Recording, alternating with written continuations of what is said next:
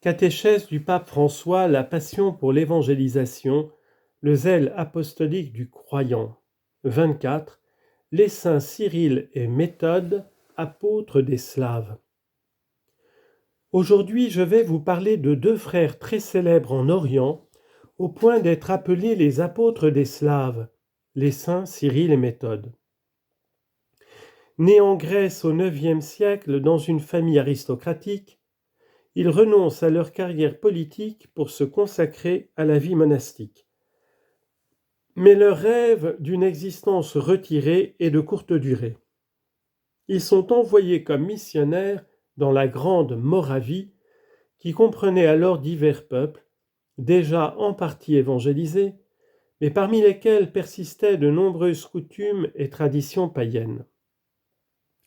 Leur prince demandait un maître pour expliquer la foi chrétienne dans leur langue. La première tâche de Cyril et Méthode est donc d'étudier en profondeur la culture de ces peuples. Toujours cette ritournelle, la foi doit être inculturée et la culture doit être évangélisée. Inculturation de la foi, évangélisation de la culture, toujours. Cyril leur demande s'ils ont un alphabet. Ils lui répondent par la négative. Il réplique : qui peut écrire un discours sur l'eau ? En effet, pour annoncer l'évangile et prier, il fallait un outil adéquat, approprié, spécifique. Il invente donc l'alphabet glagolitique.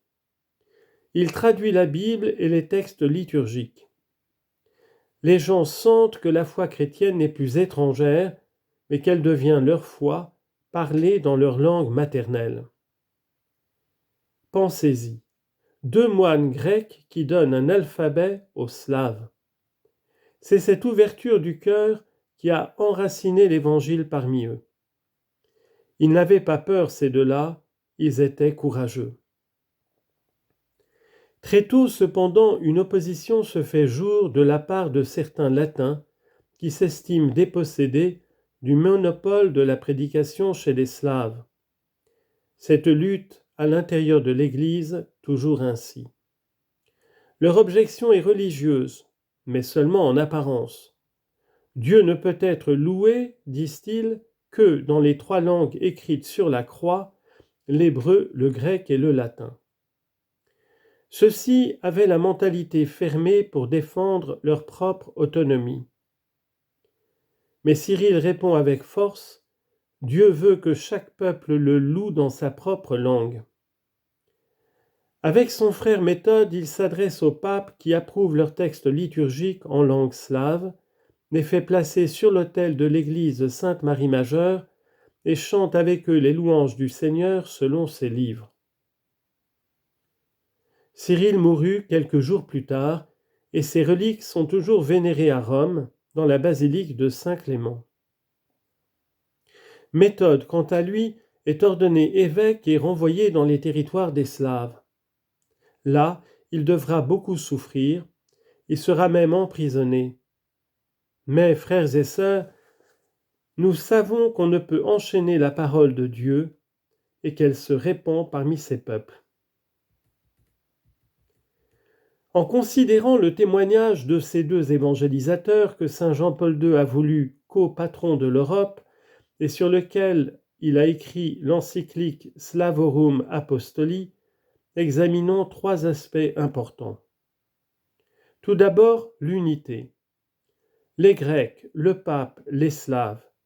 À cette époque, il y avait en Europe une chrétienté non divisée qui collaborait pour évangéliser. Un second aspect important est l'inculturation dont j'ai parlé précédemment.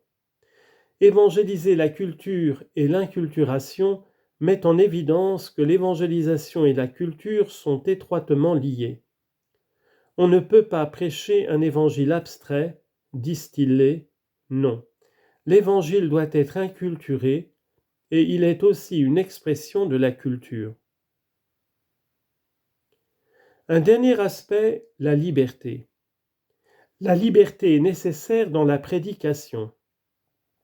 Mais la liberté a toujours besoin du courage. Une personne est libre dans la mesure où elle est plus courageuse et ne se laisse pas enchaîner par tant de choses qui la privent de sa liberté. Frères et sœurs, demandons au saint Cyril et Méthode, apôtre des Slaves, d'être des instruments de liberté dans la charité pour les autres. Être créatif, être constant et être humble avec la prière et avec le service. Que Dieu vous bénisse tous.